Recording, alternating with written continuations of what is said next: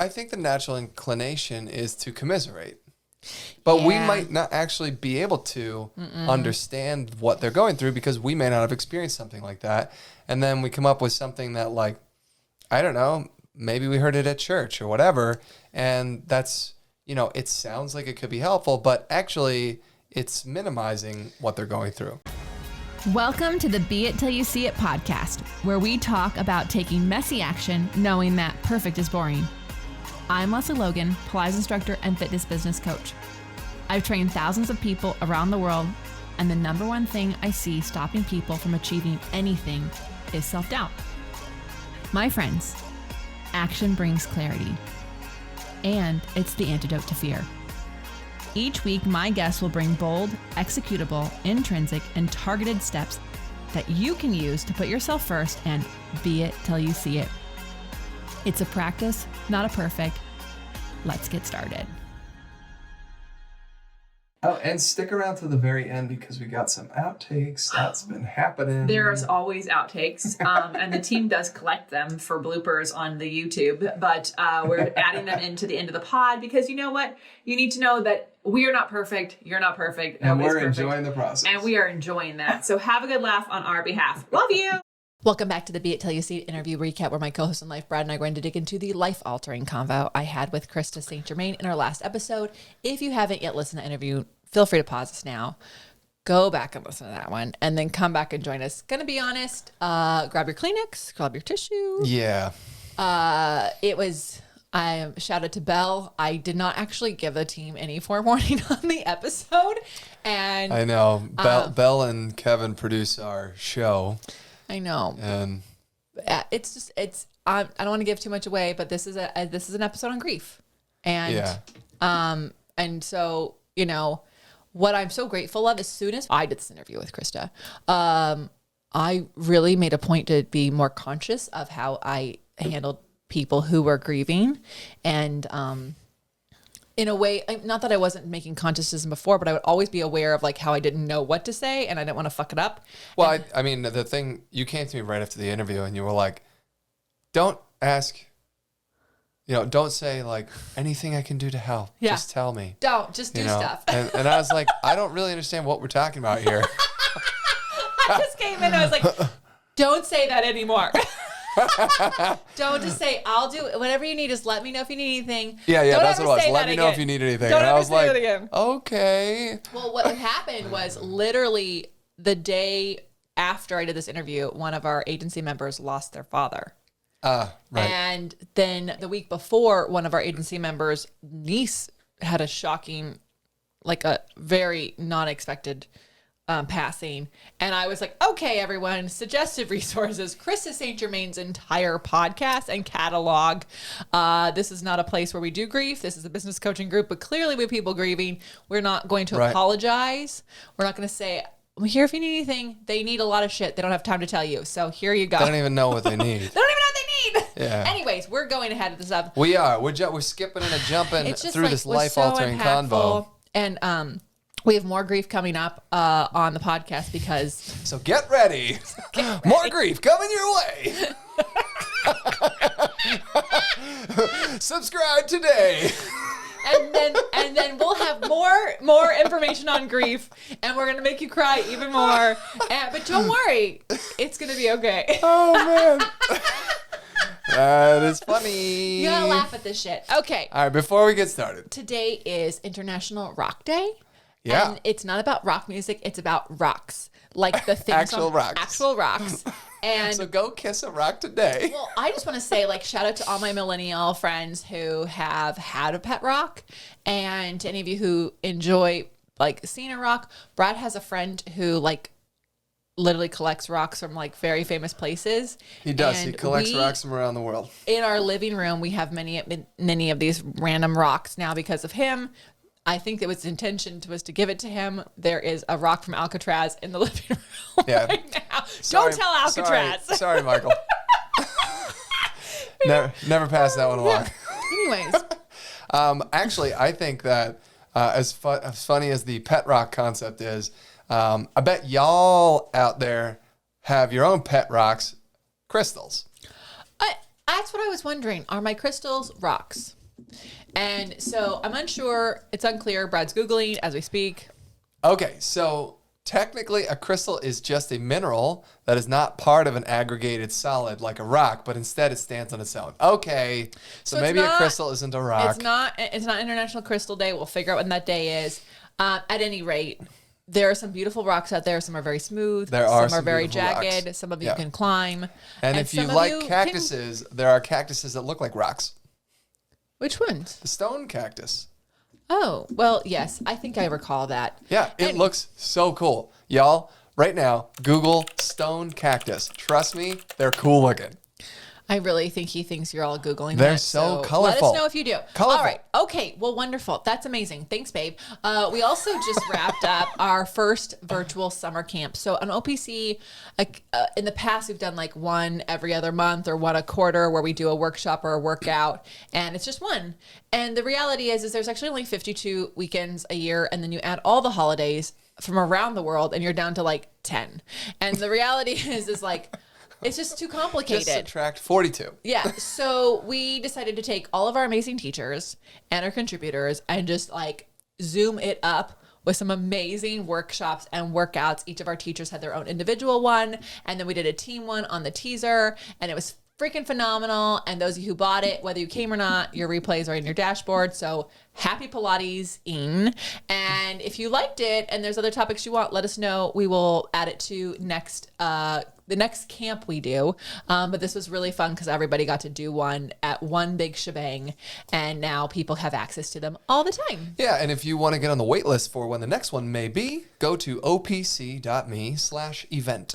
Thanks, babe. Yeah. And now we are about to leave for the UK. We're headed out there. We're true. Going. We can't wait. It's actually going to be amazing. In fact, I don't even know if there's spots left, but you're welcome to check at opc.me/UK. But we are going to be in Leeds. We're leaving my dad in Dundee, Scotland. Fingers crossed that he is there when we get there. When we get back. Yeah. I'm sure he will be. He's going to be just fine. He's so excited about it. He's going to talk in Scottish. He's been talking about it for weeks. I know. Yeah. I know. He's already busted out his Scottish accent. Oh, yes. And I think he's getting his kilt lined. Oh. Yep. So he might be in that. It's unclear. Anyways, he's ready to go. And we're going to do Scotland with him and leave him there while we go to Leeds and teach some workshops and then pick him back up. And then we'll do some more touristy stuff. We're not going to see Stonehenge, speaking of rocks. That's true. It seems to be a little out of the way. Yeah. It's in the middle of nowhere. Yeah. Unclear if it's like necessary to like make the adventure. So we'll do it another time if it is. You let us know. Yeah. Next month, we are on the first ever West Coast tour. You guys, at the time of recording this, we literally announced it 48 hours ago. And holy freaking moly. Yeah. You, West Coast, way to like say, hey, West Coast, best coast. Like, no offense to our winter tour people, but we're making it a contest, y'all. Shit, the amount of tickets that are already sold. It's okay. We're coming. Yeah, it's going to be good. We're coming. It's happening.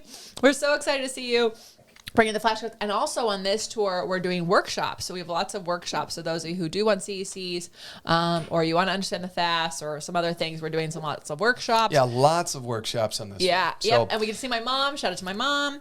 And a bunch of our favorite people on this planet with Elevate and Agency and OPC. So if you're interested in figuring out where we're going to be, we are leaving on August 6th. We're going to be back on the 21st, roughly. And somewhere in the middle of there, we're going south towards Southern California, then Central, Northern, and then up through Oregon, Washington. We made sure to pick all of the hot cities. We're talking all of them. Long Beach, Redlands, Bakersfield, Hanford. Bakersfield? Yeah, Bakersfield. Field. Bakersfield? Yeah. Bakersfield. Modesto. Fairfield. Yeah, Fairfield. Yeah, Fairfield, yeah. Just go to opc.me/tour. Seattle's probably the one that I think every Bend, person Oregon. listening to has heard. We may do one in Portland still. Yeah. Not sure. But I mean, I just want to shout out to all these other cities because you know what? you guys always travel to the big cities to get someone to see you, and we're coming to you. Heck yeah. So it's gonna happening. be awesome. Looking forward to it. It's going to be a crazy whirlwind for us. I can't wait. Yeah, All Brad's right. driving. Next we got September, Poland. Go to ContrologyPilatesConference.com. Anyways. October, Cambodia. Y'all have heard us talk about this 1,000 times. Go to leslielogan.co/retreat. Join us. There are still tickets. There's still room. Just a few. And also, we got to talk to a couple of our retreaters last week, and I'm like, oh my God, I'm seeing you.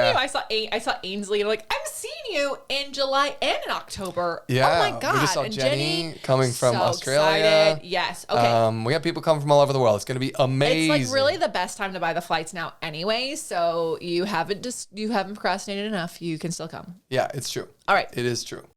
Instead of an audience question, in case you didn't understand what was happening on your Friday downloads of the podcast, the FYF situation is we share wins. And I thought it would be fun for you, those of you who may be skipping the FYFs, to feel what it's like to be to be inspired by wins. Because you know who you are. Yeah, you're the people who we know who you are. You know who you are. You're the person where I'm like, ooh, what's great going on right now? Oh, it's just been a really hard day. Yeah, we don't actually know who you are. But what's the great thing happening right now? Well, actually, to be honest, like negative Nasty. So here's the thing. I am sharing a few of our wins. So the first one is from Sonia. This is from Elevate. She's in Elevate round 2. And she said, even if LL has said it a gazillion times, pinky side of the hand on the handle, I'm really seeing it everywhere now, and how it immediately connects people's arms and my own to their backs. Bloody brilliant. I didn't say it with the accent. And in so many of the exercises too, but it took me a lot of time and exploration to find it, feel it, and experience it myself before being able to pass it on. Really loving this journey. Sonia, I'm loving you on the journey. Heck yeah. Olivia, also in round 2, said, I pitched the idea of Joe's gym class to some of my clients this week. They really loved the idea and were actually so excited. I finally realized that I didn't need to be so scared to teach it with my in-person clients. Just because they're not teachers doesn't mean that they don't have the same client instructor trust that we all have. Starting up in a few weeks. Yay. Hey, go congrats, Olivia. That's amazing. Everybody should be doing Joe's gyms. It makes your clients even get more out of a group class. I love it. I 100%. Love it. UK Claire, you guys. We're going to be seeing her in like a couple days. We're also going to see Sonia in Leeds. Oh, perfect. Yeah. So UK Claire said, my editor came back a day early with her initial evaluation. My tummy flipped, and I thought that meant it needed a huge overhaul. Okay, what she's talking about is she's writing a book. Yeah, well, she's written a book. I was wrong. It actually meant that she was really impressed with it and thinks it. I made my point clear. Wow, now it feels more real. I actually wrote a book and someone read it and liked it. Cool. Side note, Jake Hilfer is who she did the book with. So if you did listen to his podcast and you're like, I don't know if I should write a book, she did it, and since she did it, the pod. And the podcast, 2 other agency members have signed up to write a book with Jake. Yeah, so it's only been like 2 months. I know. 3 months or whatever. And now we got books happening, y'all. I know. So exciting. So kicking ass, And by the way, Claire started writing this at the beginning of this year, and her book's going to be out this year. Like, wow. It happens so fast. Her second win is when we are on our way to our dream cottage in Scotland for 2 weeks, and last night I found a 1, 5, and 10-year plan I wrote on May 25th. 2021. Okay, 2 years ago. Yep. First on 1 year list was we have our dream cottage in Scotland. And we had a bump in the road last year. We lost a house, but that's not the house that was meant for us. This cottage 100% is. I'd written a vision for a traditional cottage in a village with hills and a river and the sea. The house last year had one of those. This cottage has all of them. Y'all fucking write your wins down. Write your wants down and then go for it. So every Friday I share several wins from people in the community. I share a win of mine. And as you can see, some of these are like really big. Some of these have taken a long time. And some of these are just as simple as like, aha! I had an aha! And I love sharing these because it's so important to me that we start to see evidence for things that we are actually doing in this planet and this world, because that is how confidence is built. So thanks for letting me take over the audience question to share some wins. I'll be back tomorrow with a bunch more. Okay, now let's talk about Krista St-Germain. Krista St-Germain is a widow and grief expert who has turned her own devastating loss into a strategy for growth. Krista now helps others navigate through their own grief and trauma as a coach and a podcast host. Yeah. We already kind of mentioned at the top of the show here, y'all, but I was like listening as I was listening, like I'm working and I'm listening and like Leslie's like, hey, cool. So we're going to dig into grief today. And she's like, yeah, I'm a grief expert. I was like, okay, great. That's so good. And then like 2 sentences into the pod, I was like, I'm sorry, what? I can't even work. I have to listen to the entire thing now. So it definitely, grabs your attention. It's a really sad story. It's a really sad story. It does require it's such a hard story because I feel like it is so unique to her, but also every single one of you who have listened knows someone who's gone through something, if not yourself.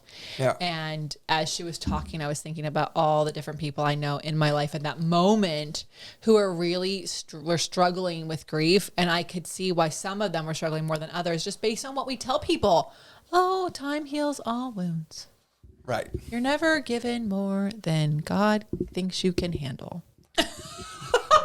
Right. All these things are like, who thought that is like, do you hear that? Do you want to be told that? Anyways, like I said earlier at the top of the show, I have literally sent her whole podcast out and I'm like, oh, she's got a quiz. She has a quiz, y'all. If you are unsure what you need, you can take a grief quiz with her and she'll be like, here's all the episodes that are related to the grief you're in right now, which I think is phenomenal because that's cool. Yeah, you might not even know what you need, So anyways, one of our friends, little one went through a really shocking loss and I didn't want to pry. And they were just like, hey, does anyone have anything for children going through grief? And I followed up with her today, like this weekend. And I just was like, hey, I just want to check on you and your daughter. Like, how are you guys doing? I know you're like working and everything. And she told me what happened. And it was so great to not have to say, I'm so sorry. I could just say, that's really hard. Yeah. And I could inquire about bringing her some things and not overwhelming her on the summer vacation. So it just felt really good to not feel like, okay, I'll just say, I'm so sorry. That sucks. Like it felt good. Not that it's about me, but no, you don't know what to do about people you love when they're going through this. And you're like, I don't know what to do. Yeah. I mean, she basically, you will fail if you try to make it better with words. And that's kind of what Krista was talking about. Yeah. One of the things. Well, speaking of what I loved. That Lesley don't loved. Try to make it better with words. I thought we were already there. I was like, wow. Yeah. I mean, we transitioned without realizing it. I also I'm so good at transitions. I also really, like she said, we need to cut ourselves a break. We won't always say the right thing.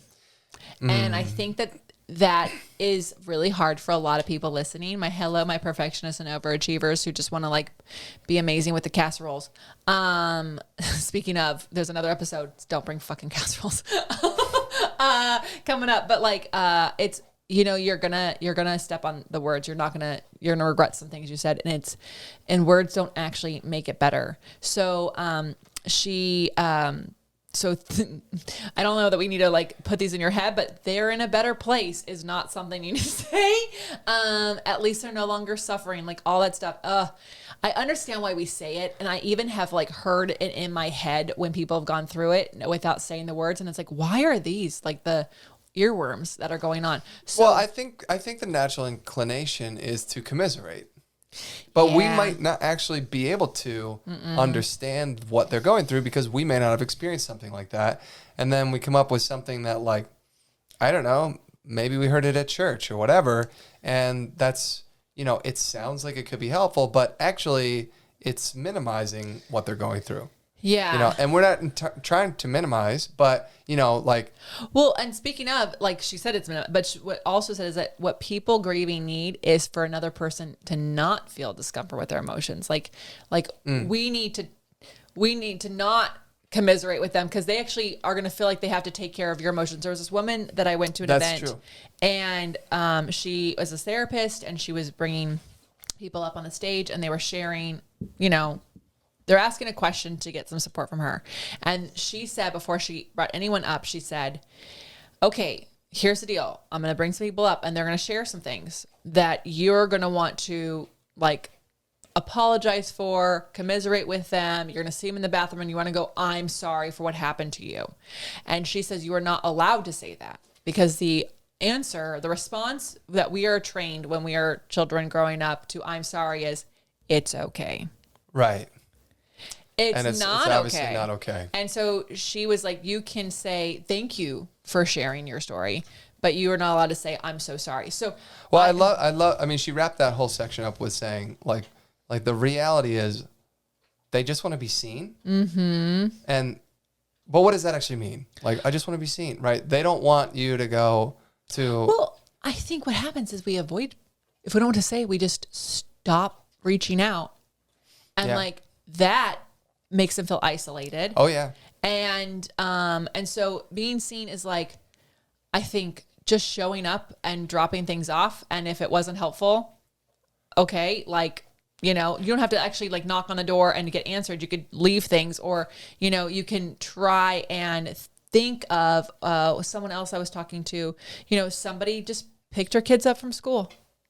Just did it. Didn't ask, can I pick your kids up from school? Was like, hey, I'm picking up the kids this week. I'm taking care of yours. Like, no, you're not, you know, like didn't kidnap them, but like being seen as like anticipating people's needs. If you're a mom and the person who lost someone's a mom, put yourself in those shoes. What would you go, fuck, who's going to do that? And like, Drew, like, that's, I mean, the casserole can be that. Yeah. But I also think that's like, I think that the bigger picture here is that dropping off a casserole isn't the end of this story. Also, it shouldn't be. You also walk the dog. They have a dog. Or, you know, there's a million different things that you can do. But I think when you're actually in the moment and you're speaking with them, you know, like sitting there and just being there is really, really powerful. Mm-hmm. You know, and you don't have to say anything. I actually think not saying anything. I love you. And being in that space and saying that and like holding, like just being there. Holding their hand. Yes. All of the things. So being seen is what they want. And you can see people in different ways, and it's not with words. Yeah. Anyways, what did you love? It's such a weird thing. So what did you love about the death? Yeah. What did you love about this grief journey? And listening to her story, I felt like the permission that she gave, that feelings are okay, is really important. Mm-hmm. And I know you all have heard me talk about my divorce before, but that was like the biggest, saddest like grief moment in my world, and that I've ever had in my life.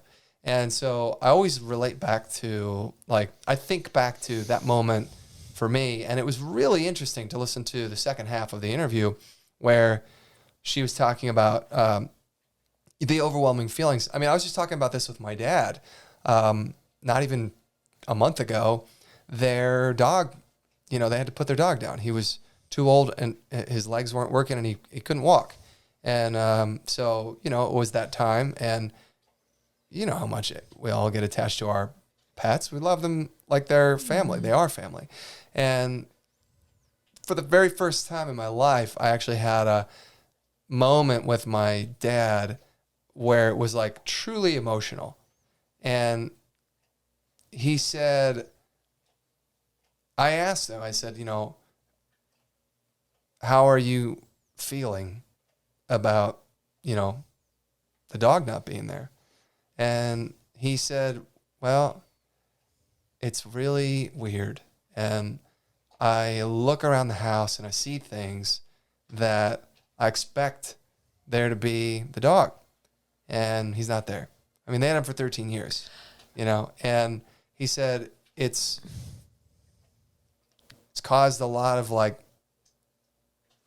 emotions to well up that I don't even expect them. And they just happen. I think like Krista even brought that up. Yeah, she did. I mean, like, even though she knew he was gone, there was just like certain places she expected him to be. Yeah, like there's certain routines. In bed, or she mentioned the garage door going up and expecting it to be him pulling in. Yeah. You know, but what I thought was unbelievably helpful with that, specifically that, is that she said our brain has expectations, which I find so funny because it makes so much sense. I believe that all life is managed based on expectations, and the way we communicate our expectations will allow life to be amazing or shitty. But your brain has expectations too, which I thought was like, oh, I didn't even realize that. when she heard the garage door open for a long time, I don't know how long they were married, it was almost always probably her husband coming home, right? So she said, you need to effectively be reprogrammed or be intentionally reprogramming your brain to, or, until that reprogramming happens, yes, you will naturally associate that with the expectation of this thing, whether it's rolling over and your spouse is on the other side of the bed, or, and when you realize that that's not reality, what happens? You become emotional. That's just natural. She said your brain, it will reprogram over time. She said it just simply takes time. I mean, how many times did the garage door open? Yeah. How long will it take for it to open and not be associated with her husband coming home? Yeah. I love this. I know it's in your notes, but she says broken heart syndrome is real, where the heart actually aches. Yeah. I didn't look that up, but I'm so it's the broken heart is not reflective of what is wrong with you. It's just grief impacts people differently. So I think it's so interesting. Some people feel grief so intensely in the beginning. Some people don't even feel it at the beginning, but then all of a sudden they feel it later. Right. And I think that it's important to know that you are allowed to process the grief however you want, and don't let people tell you that you aren't you are grieving too much, you're grieving too little, you should be taking a break. You need to listen to your body. I do want to amend that statement. You're allowed to process the grief any way that you want that isn't self-destructive. Oh yeah. If you're finding yourself in a self-destructive mode, then it's absolutely time to seek help. Yeah. Right. And I think, it was, for me, the self-destruction was drinking. Mm-hmm. I would come home and drink until I would go to sleep. And, fortunately or unfortunately, there came a point where I was having a hard time at work. It was affecting my me functioning in the rest of my life, and I could no longer hide it. And I also felt like absolute shit. Yeah. And I realized okay, I have a choice to make here, but it's also, you might not realize that you're in self-destructive mode. Well, she said, this is where compassion to ourselves is important. Focusing on the basics of self-care, which we should be celebrated. Hi, thanks for my celebrations. Did we eat today? Did I shower today? Again, my overachievers and perfectionists, we have got to understand that, my girlfriend just had a baby, and that was I was like, did you eat today? Did you shower today? But I think it's, I think we put these high expectations on ourselves, even in a grief process. I should be over this now. Right. I see different posts, even, she mentioned the 1 year mark. Oh, people have this expectation that I'll be better. I know. And I saw this in my mom. She was putting this pressure, it's been 2 years and I thought it'd be easier. And it's what?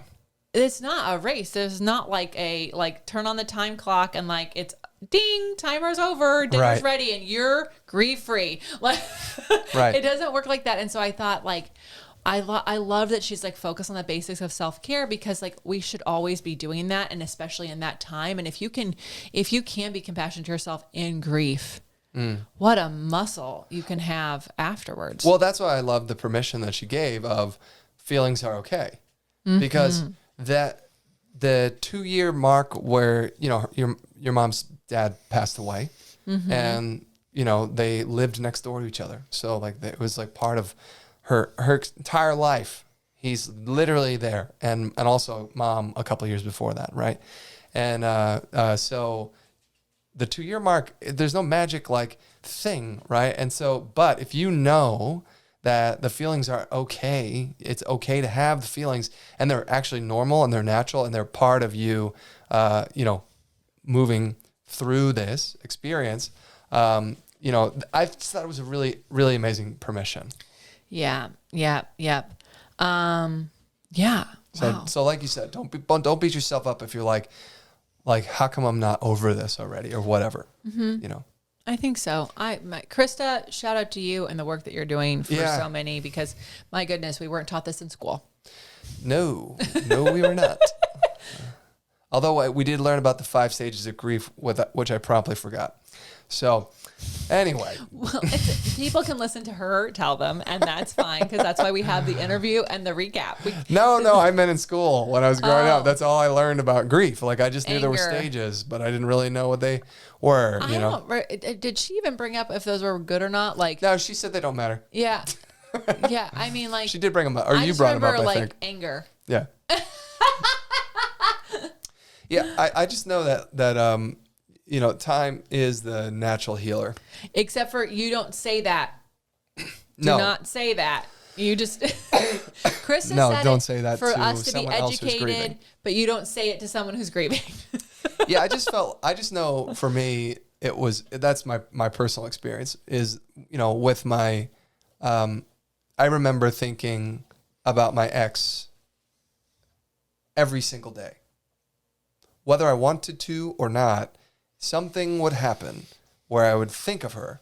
And at first it was really like emotional, and it would send me down this path. And then I got frustrated with myself, actually, that I was still thinking about her. Why? I'm like ready to move past this, you know, and then I can't even pinpoint the day that it just stopped happening and I was living my life. And then one day I was like, oh shit, I just realized that I haven't had that recurring thought cycle in a month or 3 months or something like that. It was because of me. I stepped into your life.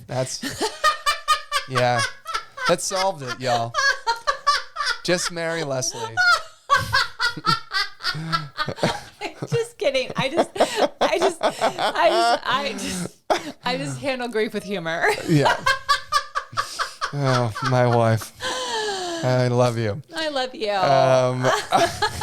And we'll be right back. All right. Now let's talk about those beit action items. What bold, executable, intrinsic, or targeted action items can we take away from your convo with Krista St-Germain? I mean, I guess you're going first. Sure. Actually, I love this because I was so intrigued by this that I looked it up and I started reading all about it. Did you do it? I did it.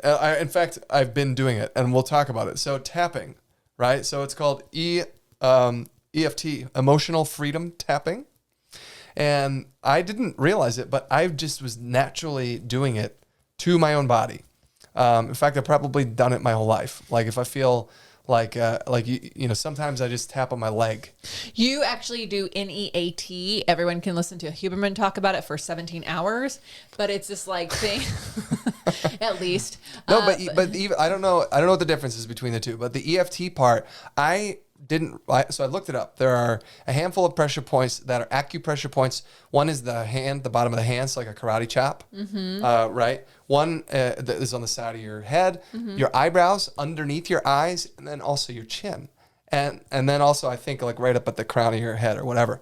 So what I wasn't necessarily tapping, but what I have done my whole life is I've just pressed in on my eyebrows for like 5 seconds until a release happens, right? And I didn't realize I do this. You naturally I do it all the time on my chin. Yeah. I still do it all the time on my chin. There's reasons why we don't have the same office. Yeah. But anyways, tapping. Yeah. So she said she's a big proponent of it, EFT, emotional freedom tapping.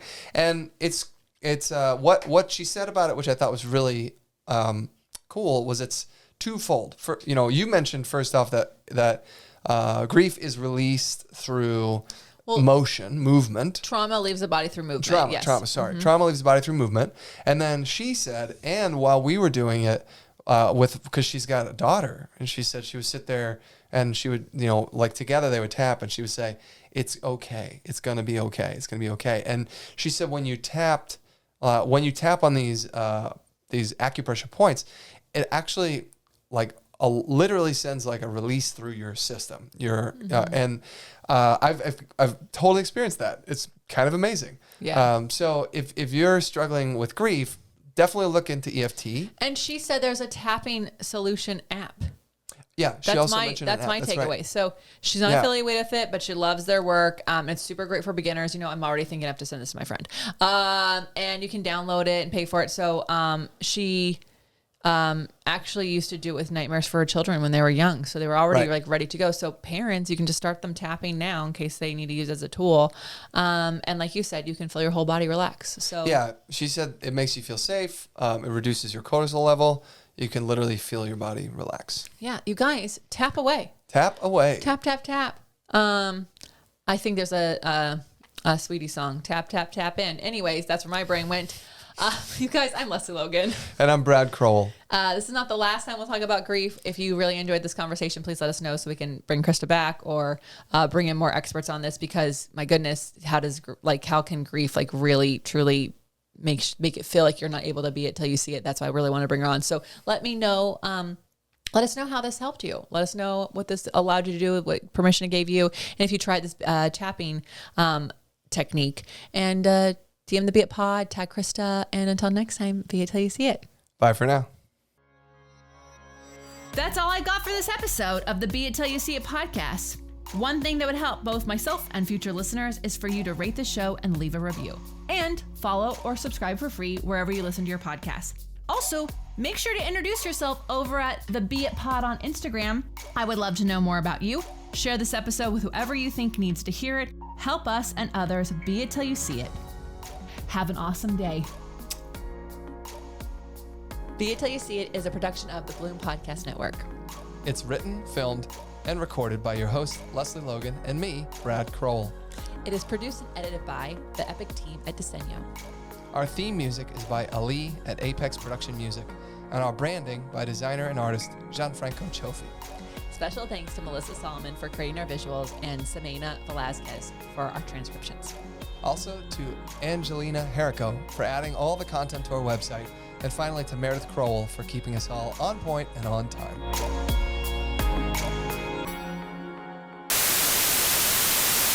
Pilates Contrology, forgot to look it up, actually. Yeah. We'll get you the link. There'll be a link to that in the show notes. I think it's PilatesContrologyConference.com. I think that's what it is. Pilates Contrology Conference.com. Let's see what happens there. Nope, that's not it. Conference Contrology. It's going to be in the show notes, guys. Do not Contrology hesitate. PilatesConference.com. Oh. We just flipped it, all the words. I mean, sometimes I'm word dyslexic. Is that a thing? All right, audience. Question averted.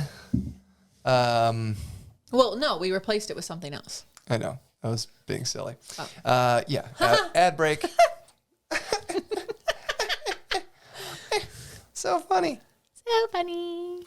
Not really.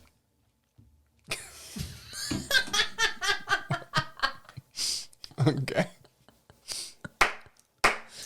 All right. So, all right, we're going to move on to those Be It action items. 1 second. All right. Get a drink. Okay, my biggest takeaway, of course I would like this because it has to do with movement. I'm just into it. So Wait, hold on. They What? don't know what we're talking about yet. the beat action items. Yeah, we didn't introduce that section yet. So Oh, is you have that- to actually read that part. Oh. I was drinking a beer. I can't do that while we're live. I skipped all the way ahead. So Yeah, sorry. okay. All right. We're good.